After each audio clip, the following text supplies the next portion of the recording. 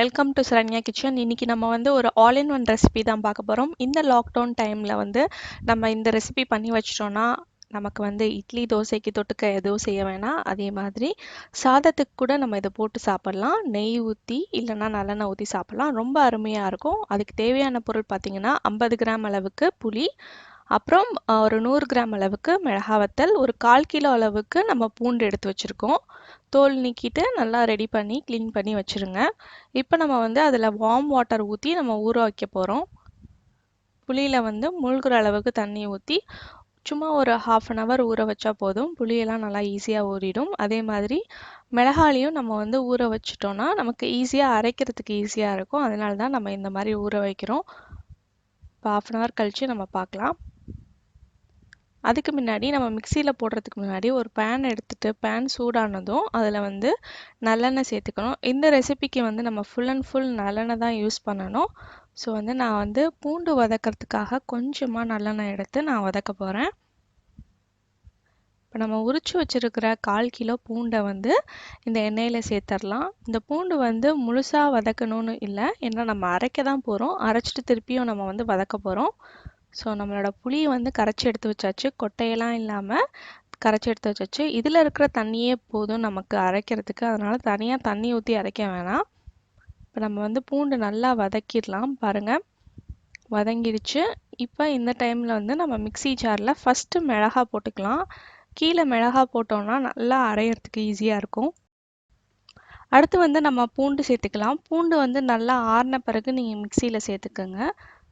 இப்போ நம்ம பூண்டு சேர்க்க ஆரம்பிச்சிடலாம். 1/4 கிலோ அளவுக்கு பூண்டு. ஃபுல்லாக வதங்கணும்னு இல்லை, லைட்டாக வதங்கினாலே போதும். அடுத்து நம்ம கரைச்சி வச்சுருக்க புளி தண்ணியும் சேர்த்துக்கலாம். புளியில் வந்து பார்த்திங்கன்னா கொட்டை ஓடெல்லாம் இருக்கும். அதெல்லாம் நீக்கிட்டு நீங்கள் கரைச்சி நீங்கள் புளி தண்ணியை சேர்த்துக்குங்க. இப்போ இந்த கலவை எல்லாத்தையும் நம்ம வந்து நல்லா நைஸ் பேஸ்ட்டாக அரைச்சி எடுத்துகிட்டு வரலாம். பாருங்கள், என்ன ஒரு ரிச் கலரில் இருக்குது. நல்லா அரைச்சாச்சு நம்ம. அடுத்து வந்து நம்ம வெந்தயம் வந்து பொடி பண்ணணும். அதுக்கு 1 டீஸ்பூன் அளவுக்கு வெந்தயத்தை நல்லா பொரிய விட்டு ஆறின பிறகு நீங்கள் வந்து அதை பொடி பண்ணி எடுத்துக்கோங்க. நீங்கள் மிக்சியில் போட்டுக்கலாம், அப்படி இல்லைன்னா இந்த மாதிரி போட்டு இடித்து நீங்கள் நுணுக்கிக்கலாம். ஈஸியாக நுணுங்கிடும். இப்போ நம்ம ஆல்ரெடி யூஸ் பண்ண பேனே எடுத்துக்கலாம். அதில் வந்து ஒரு 100 ml அளவுக்கு ஆயில் சேர்த்துக்கலாம். நல்லெண்ணெய் தான் நம்ம சேர்க்கணும் இந்த ரெசிபிக்கு. ஸோ நல்லெண்ணெய் வந்து லைட்டாக சூடாகட்டும். எண்ணெய் சூடானதும் அதில் வந்து நம்ம கடுகு போட்டுக்கலாம். கடுகு வந்து நல்லா பொரிஞ்சு வரட்டும்.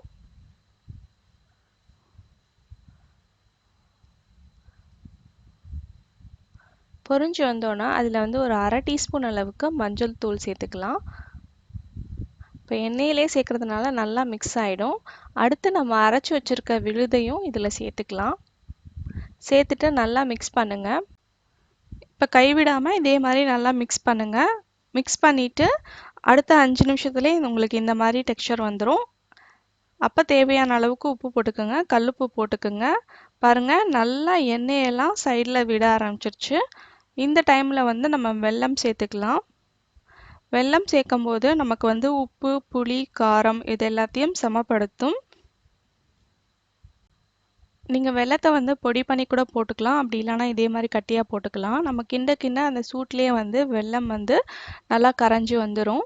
பாருங்கள், இந்த அளவுக்கு நம்ம வந்து கைவிடாமல் நம்ம மிக்ஸ் பண்ணிகிட்டே இருக்கணும். இப்போ நம்ம வந்து எப்போவுமே வந்து கடைசியாக தான் வெந்தயப்பொடி சேர்க்கணும், இல்லைனா கசப்பு அதிகமாகிடும். அது குக்காக கசப்பு அதிகமாகிடும். அதனால் லாஸ்ட்டாக வெந்தயப்பொடி சேர்த்துக்குங்க. அவ்வளோதான், நம்மளோட பூண்டு தொக்கு அருமையாக ரெடி ஆயிடுச்சு. இதை நீங்கள் இட்லி, தோசை, சப்பாத்தி, அதுக்கப்புறம் தயிர் சாதம், அதுக்கப்புறம் சூடான சாதத்தில் நெய் ஊற்றி இந்த தொக்கு போட்டு கூட நீங்கள் பெரட்டி சாப்பிட்லாம். ரொம்ப அருமையாக இருக்கும். இந்த வீடியோ உங்களுக்கு யூஸ்ஃபுல்லாக இருந்துச்சுன்னா ஒரு தம்ஸ் அப் கொடுங்க. உங்கள் ஃப்ரெண்ட்ஸ் அண்ட் ஃபேமிலி கூட ஷேர் பண்ணுங்கள். மறக்காமல் சரண்யா கிச்சனை சப்ஸ்கிரைப் பண்ணி வச்சுக்கோங்க. இந்த நாள் இனிய நாளாக வாழ்த்துக்கள். நன்றி.